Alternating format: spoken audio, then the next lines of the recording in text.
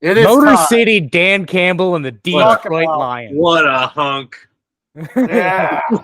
I mean, I've used this picture for like 3 years running, but honestly, like, there's no better one to use. Like, I can't move away from this. Justin, they guys- did come out with another picture that I forgot to send to you. They had Dan Campbell normal size behind a extra large photoshopped like podium. Oh wait, Joe sent that to us. Yeah, Joe, you sent that to us, right? Yes, I think so.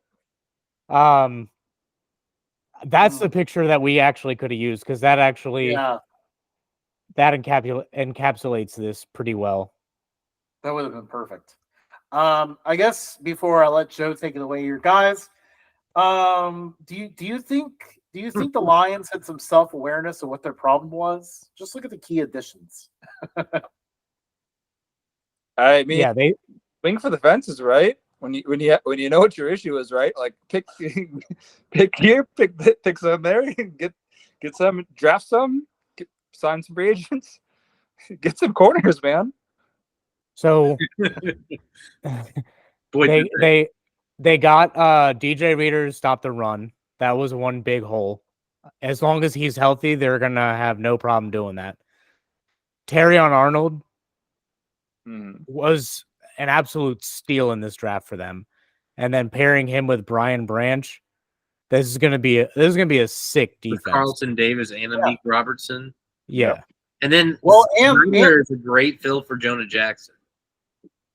Yeah, and that Ennis Rakeshaw, they would turn around and stole him in the second round. Like they've revamped the secondary. Yeah, they took a team that was already good last year and just turned it up to 11. And they still have bigger, meatier men. Men. That does bring out a big question about though, because I think we've been talking about depth, and I think the problem with the Lions is that they are one injury away at any given position to sink, right? I think the big thing that I was thinking about was like receivers, right?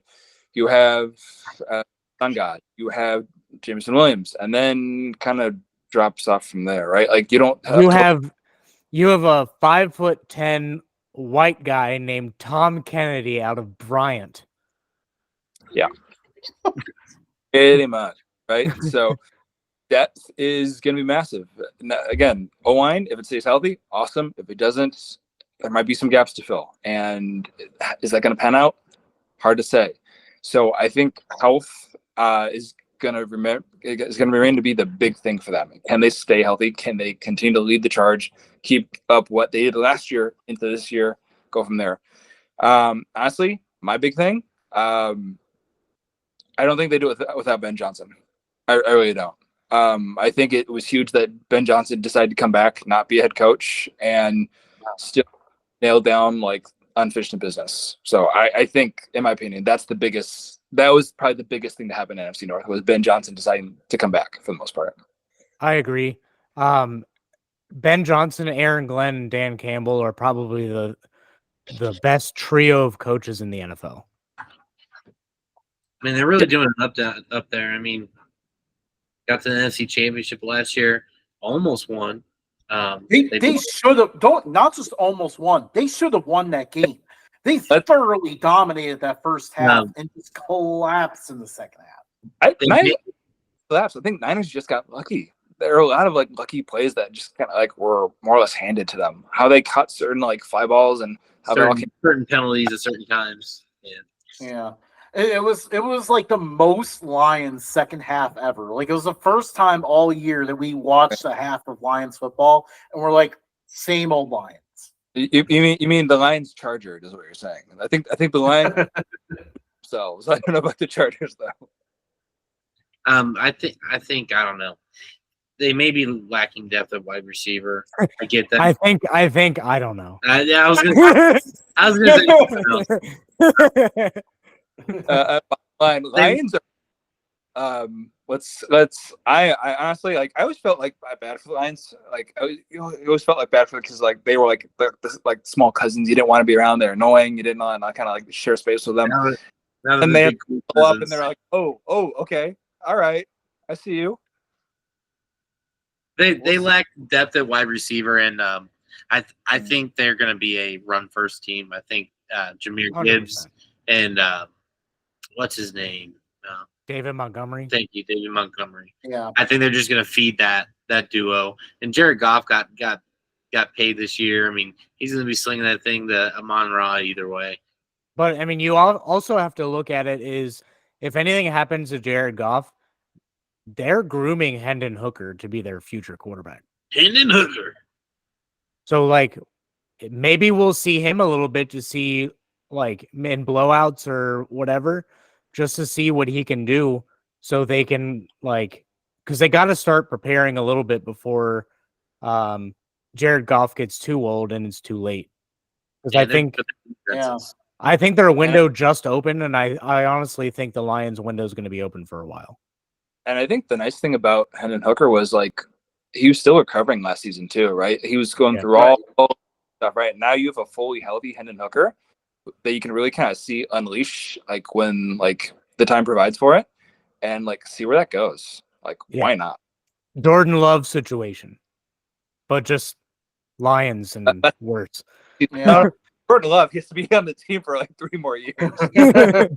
Right. There's a lot to like about Hendon Hooker, though. I absolutely love that pick they made at the time. You know, knowing that last year was pretty much going to be a redshirt year for him. What, 2nd round pick? Third. Not bad for starting QB. For a guy with a torn ACL that had first round talent. Yeah. I mean, it's no Brock Purdy, right? He's not Mr. Relevant, but so like the value isn't quite there. But I mean, if he turns out decent and he learns from Jared Goff, who has a stable hand, stable mentality, keeps calm under pressure, doesn't tend to panic anymore, because I don't think he really panicked. I think it was more of in LA. I think it was more of like Sean McVay has a very complex offense. And you have to have a cannon for an arm. And like Jared Goff isn't the guy that's going to throw the ball out of the stadium. He's a guy that's going to dip and dunk, maybe take a shot down the field every now and then, but his deep ball accuracy isn't that. And the Lions, when they got him, they were like, we don't expect you to throw the ball down the field. Like we expect you just to hit your targets. True. Yeah. I think it's a little bit of maturity there too. Yeah. You've been through a lot, so I think California boy moving to the Midwest. And then back to California. Yeah. Not just the Midwest. I mean, up there in the Rust Belt, so that changes you. Yeah, especially in Detroit. You love being in the Rust Belt, Justin, don't you? Oh yeah, we're Rust Belt guys. Bigger, rustier.